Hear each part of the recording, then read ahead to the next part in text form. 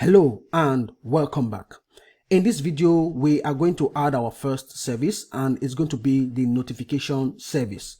I want to start with the notification service. So I'll create a services folder, and then inside I'll create notification.service.ts. Okay. So here we are going to have four methods. One will be to create the notification in the database. One will be to get the notifications, then to mark notification as read, and then the last one will be to send notification with Socket.io. Okay, so let's start with the first method, which is create notification. Okay, async, and it's going to take data of type iOrder notification. Okay, and then it's going to return promise of type iOrder notification. Okay, right here we want to return the created document, and to do that we use const notification of type iOrder notification equal to await order notification model dot create, and we're passing the data object.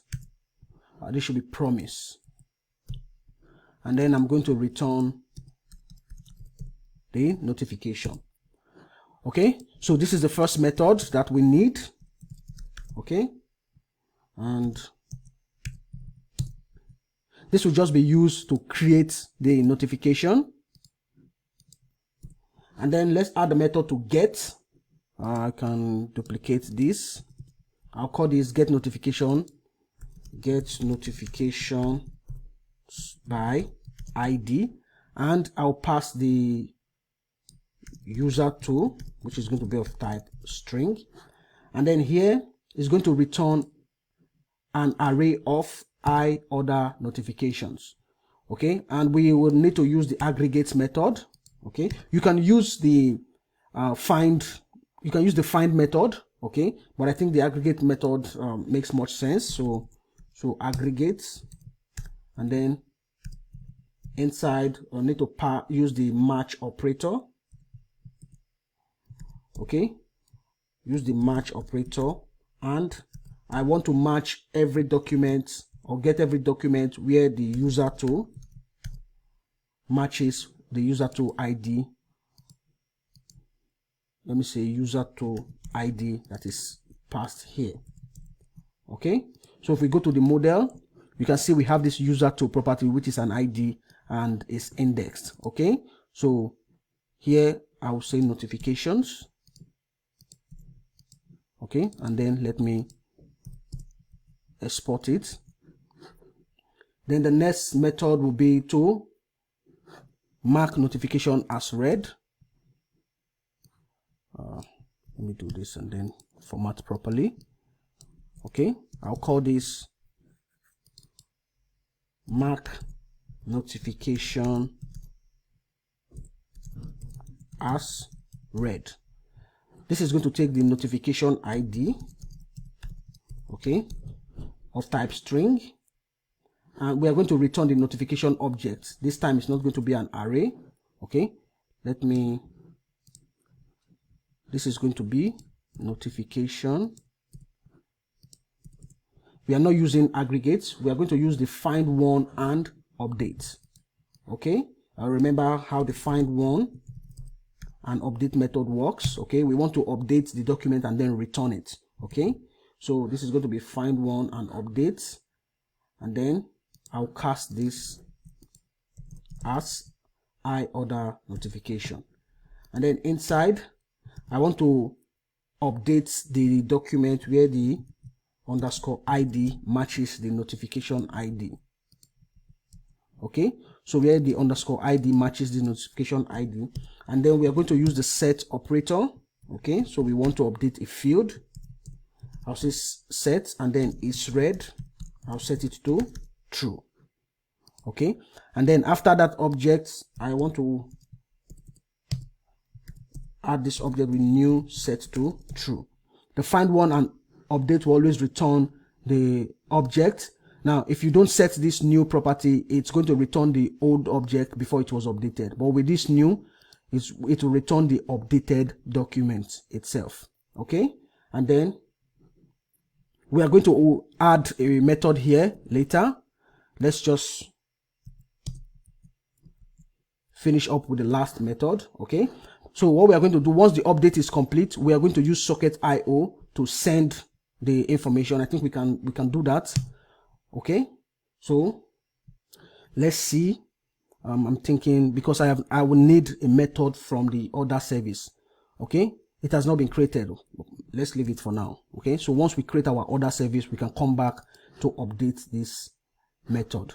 And then the last method we want to create, it's going to be called send notification, and I'm going to use this in the other service. Okay, it's just going to be the method with socket IO that we create the notification and then emit the socket IO event. Okay, so this will take data of type I order document, and then it will take a message of type string. It's not going to return anything, so this is going to be promise void. Okay, now let us construct the socket IO object that we want to send to our API gateway. So I'll say const notification of type I order notification. Okay, and then I'll cast this as I order notification.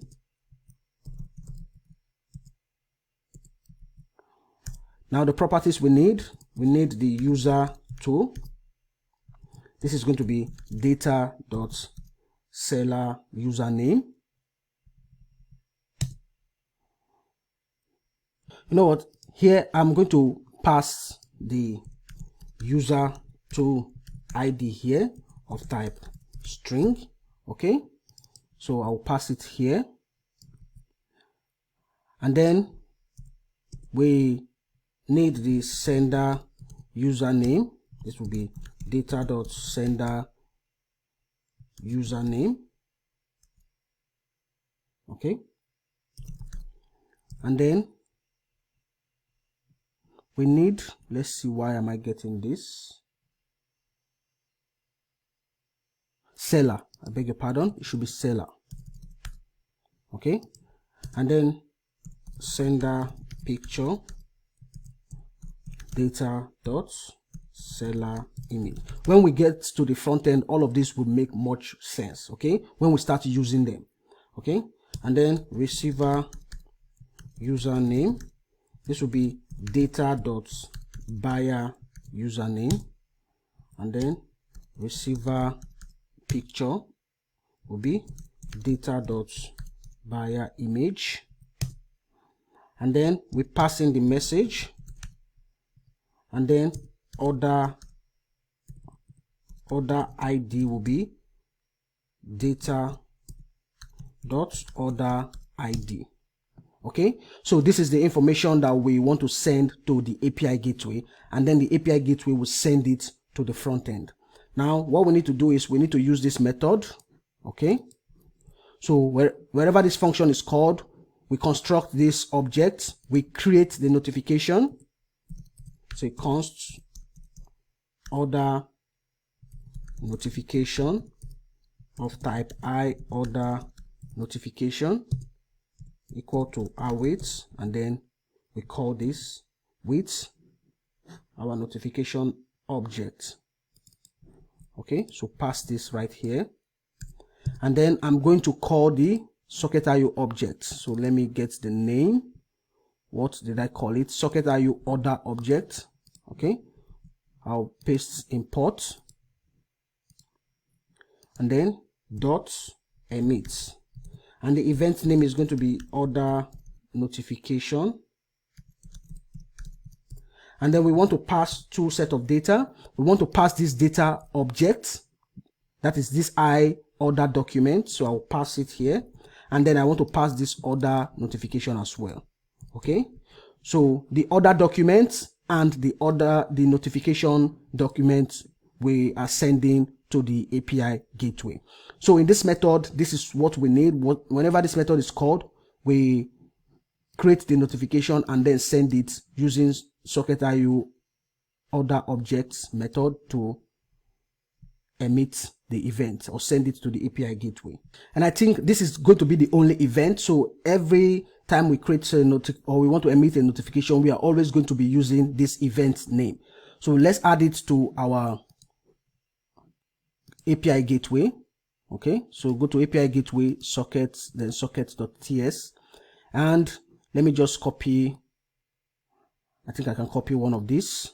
Okay, now this is going to be our custom event. Okay, and we're going to have only one event, one custom event. So the name is order notification, and as you can see, we are sending two sets of data. Okay, so we need to grab them here as well. I don't need this. I don't need these two information here. And then the information we want to get is data, or I'll call this order of type I order document, and then notification of type I order notification. Okay, now you can see one of the benefits of us having our library. Had it been we did not add the helper library, we would have created these documents or these interfaces inside this file. Okay, but we already have it in our helper, we just import it. Okay, so we are sending the data order document of type I order document, and then the notification, and then that is what we are getting right here. Okay, and what we simply need to do is just emit it, send it to the front end. Okay, and let's use this, and then it's going to be order and notification, and then I will use the same event name. Okay, so I will use the same event name right here. Now with this, we've set up our events, and this is the only event that we are going to be sending from our order service to the API gateway.